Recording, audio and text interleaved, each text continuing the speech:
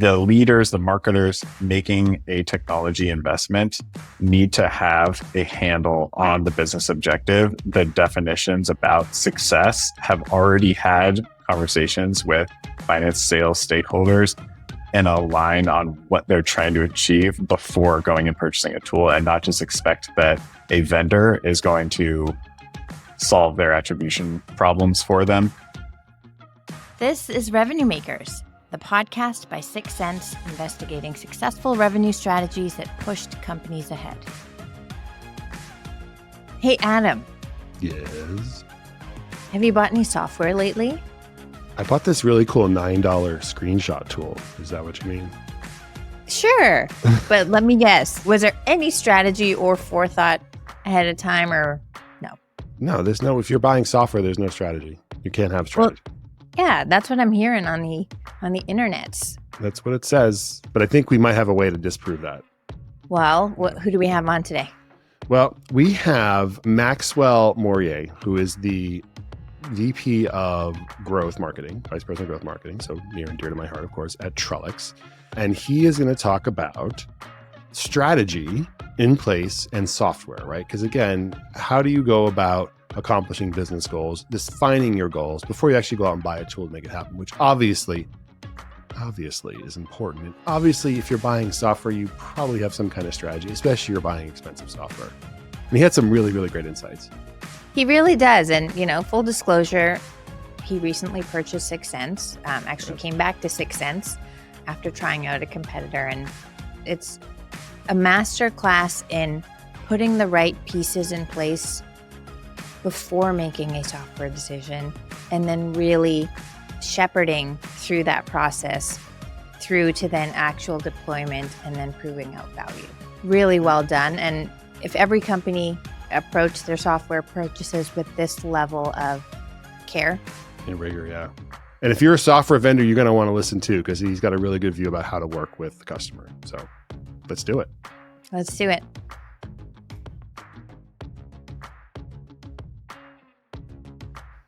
Max, thanks so much. Really excited to have you here. And we're going to talk strategy and software. But Adam, I thought that if you buy software, you're typically doing that because you don't have a strategy. That's what the internet said. Yeah, software, you don't need strategy when you buy software, right? That's what Max's whole point is. There's nothing strategic at all.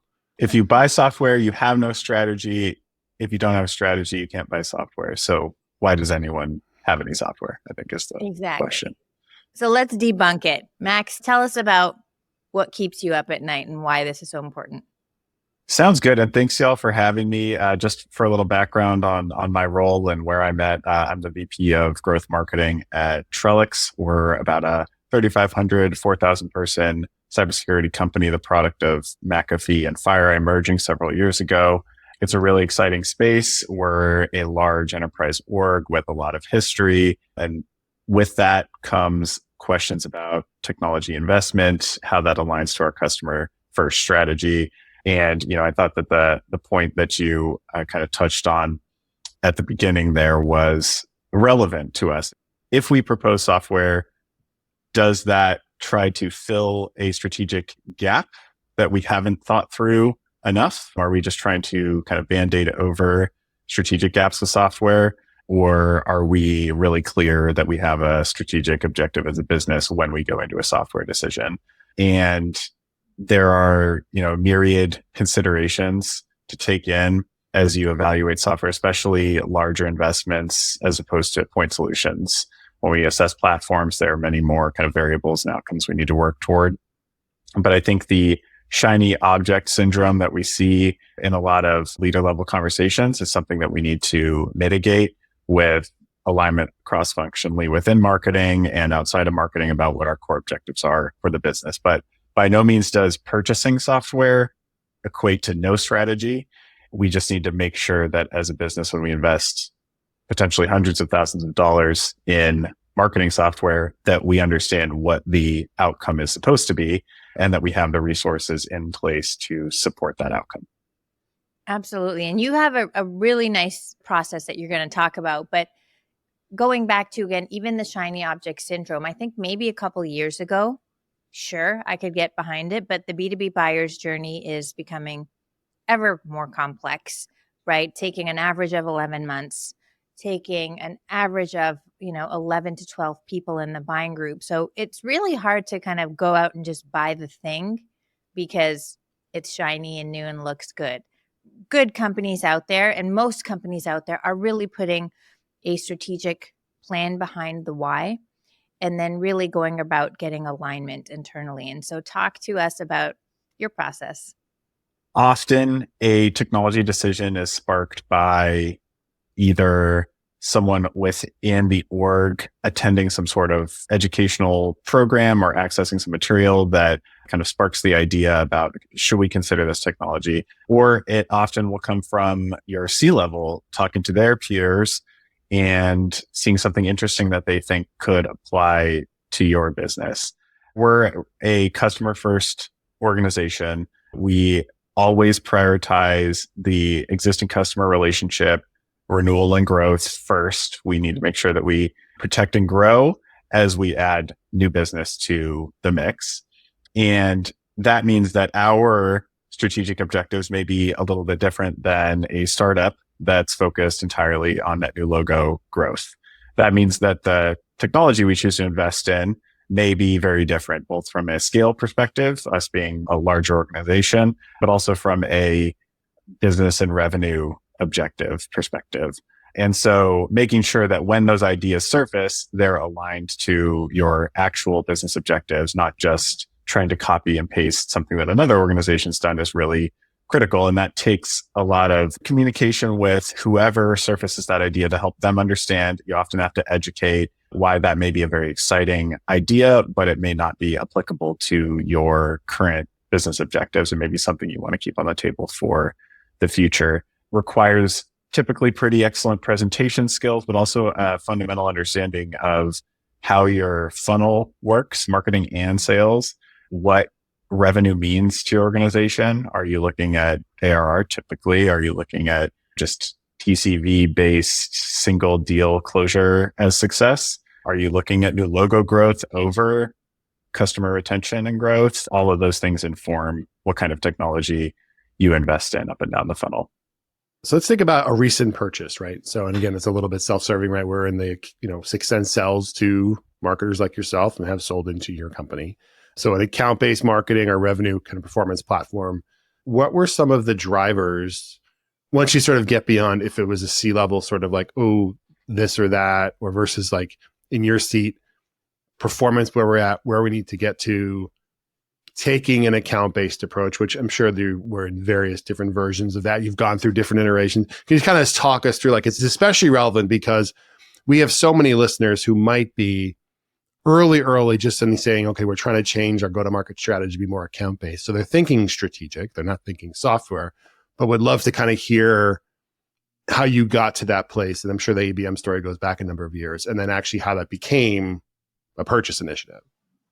Our journey has been long and winding. I think that to understand the journey, and in order to kind of navigate that journey within your own organization, there is a fundamental operational understanding required, either within a marketing automation or revenue operations team, or at the leader level with folks who understand kind of the operational intricacies of the funnel and in particular measurement. And I know that marketers, and especially the folks that have to talk to marketers every day, are exhausted about attribution or exhausted by attribution. It's just a never ending conversation, but it absolutely informs the kinds of investments that I make as a leader, including our account targeting investments. We recently made some significant improvements to how we gauge success of our marketing organization that much better aligned to an account-based approach. And, when you look at single touch attribution models, whether it's first or last, and in some cases, complicated multi-touch models, not all of those serve the account-based approach. And so we had to work and explain and educate for several years to get to a place where we could justify account-based technology. It doesn't mean that our strategy wasn't focused on our key customer accounts, but in order to make the technological case for investment, it required a more obvious shift in our measurement. And so we were able to achieve that over the last 6 months. And that led us to reevaluate our technology stack, some key components to it, and allow us to reformat that stack to better align to account-based strategies. But it was years of beating our head against the wall, working really closely with finance and our sales counterparts to make sure that not just marketing understood what our objective was and how we were measured and why it was problematic. It required cross-functional alignment. And I feel that whenever marketing tries to kind of go out on their own and just purchase technology without that alignment, technology of any kind is likely going to flop, unless it's a very specific internal point solution. So when you're going out and buying a platform, especially one that's going to help inform a long tail business objective and improve performance over years, you have to make sure that your measurement supports that objective and that investment. And that always requires these difficult conversations with financial stakeholders that manage budgets, who have to represent your revenue outcomes, not just as an organization, but as a marketing team, to potentially boards, to the rest of the C-level, and also your sales stakeholders, which may see shifts in your tactical mix as you shift from one type of technology mix to another, or one type of account targeting strategy to another. You start with the strategy, then you go into the measurement, and then you use that to really drive the alignment. So beautiful. Now, as kind of, responsible marketers and holders of, the resources of the company, obviously you're working to really be responsible with that. And even the best software out there on its own will not solve your problems. It really is about the program that you build around it. So once you've gone through the process of the strategy, you have your measurement in place, you've got alignment, and you're now going and actually executing on this tool that you've purchased. How do you even start to roll out a program around that and start to drive the change that you were looking to obviously drive with this investment? So coming into that purchase, again, we understand our objective to the business. We understand marketing's role in that. We understand how this tool supports that objective, and we should ideally go into the purchase with some goals. We shouldn't be waiting until we're getting to deployment to map out where we expect to see that over time. We have to assign responsibility within our teams to certain components of, especially if it's a platform, deployment or rollout, and make individuals responsible within the org for particular outcomes, whether it's a functional outcome or whether it's a metric-based outcome. That places and disperses the responsibility amongst the org and doesn't make one person the choke point for success of the entire platform. It allows us to essentially diversify our opportunity for success within a platform rollout, whether it's the operational or automation side, the paid digital side, potentially a direct mail side, a website optimization. All these teams need to be provided particular responsibilities within the rollout, and then provide very regular updates to not just their management, but up the chain.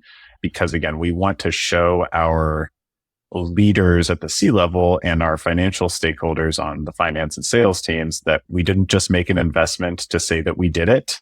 We made an investment to drive business outcomes, and that can be tough. We get really excited about the tool itself, but we need to translate that, excitement into tangible success through metrics or at minimum timelines that help explain the progress that we're making as a team and how that has helped optimize the rest of our funnel impact. When you talk about those stakeholders, right? So you have this deployment going on, you've got your teams in place. What does the reporting back look like? I mean, there's probably some very clear, especially as somebody who's sitting in sales and finance, and they're looking at a pipeline dashboard, and over a period of time, maybe they're seeing improvements there. But how are you providing, and maybe what are some of the key metrics, leading indicators to say, okay, this product's in place, we're on schedule in terms of deployment, but here are some of the KPIs and measurements that are going to show it's going well, or, okay, we have some course corrections to make? We always want to start with our key attribution metrics. So, whether that's your influenced pipeline as a super broad metric that most executives are kind of raise an eyebrow at because it's typically more broad than they want it to be, or another kind of point in time along the funnel. Our approach is always to provide several lenses through which to view success. Even if the business has one set in stone attribution methodology, we want to make sure that we support that with some other lenses, just like we're at the eye doctor and they're flipping through. I want to give us some options and say like, okay, you can see the impact here. We don't want to assume that the only metric that shows success is the success metric, if that makes sense. So we can see, our paid digital teams, okay, they may want to highlight the initial conversion success they see from ad to click. But that obviously is not the end goal. That's a step on the journey, but it's not the end goal. And so we need to, myself as a manager, make sure that our team stays course corrected whenever we start to lean too heavily into metrics that are leading indicators or lagging indicators, but not the indicator that we agreed on as we make technology purchases. So it's typically a pipeline and or revenue indicator, however your organization chooses to craft the definition. We also show those leading lagging indicators, but we also try to show a holistic view of account engagement over time. We want to show the types of touches that an account experiences with us over the course of their buying or renewal cycle.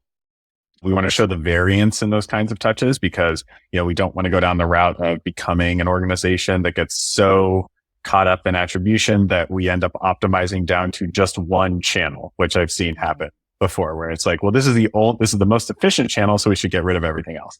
And we need to show and remind our stakeholders that as buyers ourselves, we enjoy and we appreciate an experience that includes multiple types of touch points along our buyer renewal journey.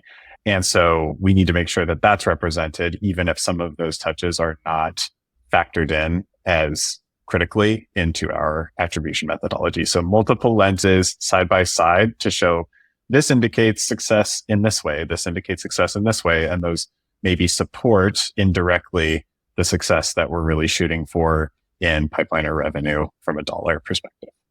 We love a holistic measurement strategy, 100%.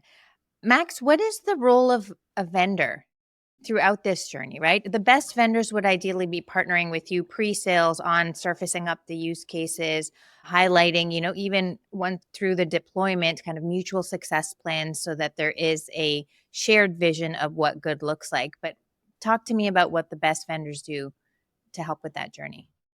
What vendors need to do is, when it comes to the core dollar-based business objective, pipeline or revenue, and however a company measures that, I think a vendor needs to somewhat get out of the way of that conversation. I see a lot of vendors try to come out the gate supplying a pipeline dashboard.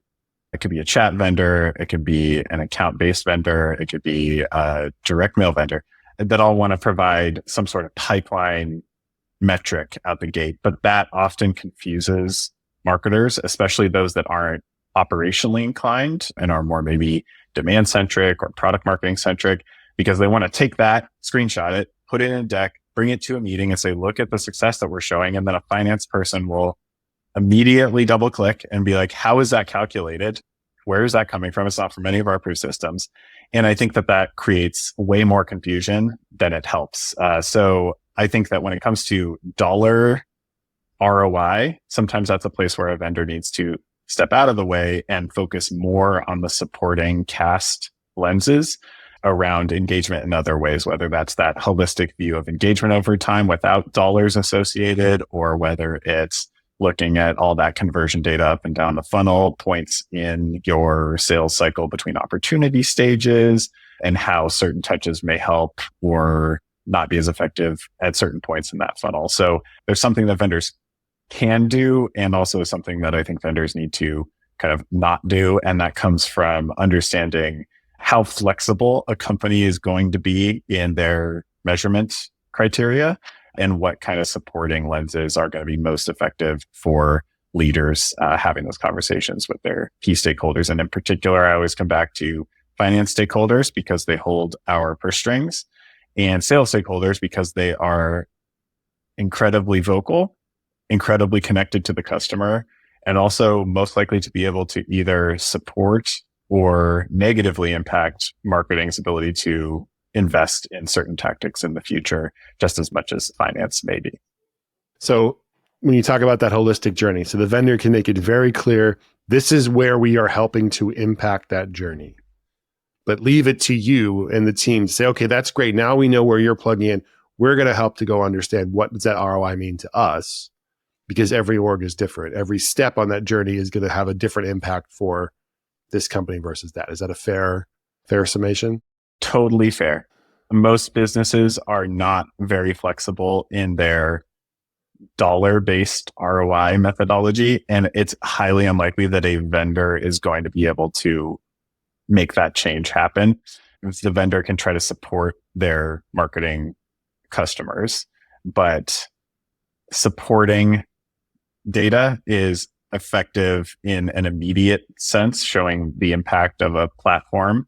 The marketers, though, this is where I think, again, bringing it back to aligning on business objectives, the leaders, the marketers making a technology investment need to have a handle on the business objective. The definitions about success have already had conversations with finance, sales stakeholders and align on what they're trying to achieve before going and purchasing a tool, and not just expect that a vendor is going to solve their attribution problems for them. It's something that we need to own as marketers internally. And we need to use these resources that vendors can help provide to support our case, not just try to hand it over, because typically our internal stakeholders will not respond well to that. We got really serious on this episode, by the way. I know. We're like, no smiles. I feel like it's someone, I don't need to like go and like, make a fart noise or something. No, I'm kidding. Sorry. Oh, Simon, you were going to go. I was going to continue the classy, Well, it's my job to class it down. You class it up. It's what we do. Listen, Max, this is, again, a fantastic insights, and I think just a really strategic approach to the software acquisition piece. We love to end our program with the same question every single time, just to get a little bit further under the covers here.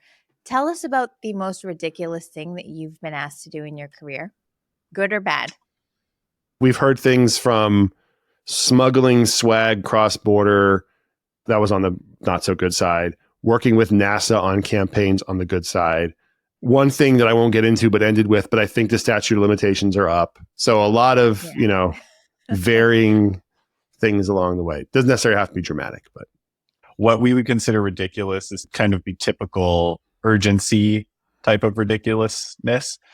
I think that the most ridiculous things are typically technology related.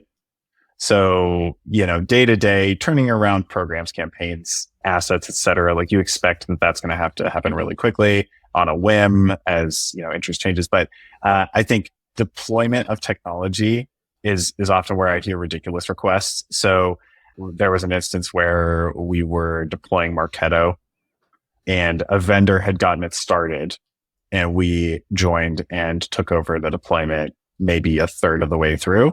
And, Marketo is a central automation platform, massive undertaking, especially for, mid-sized to larger companies.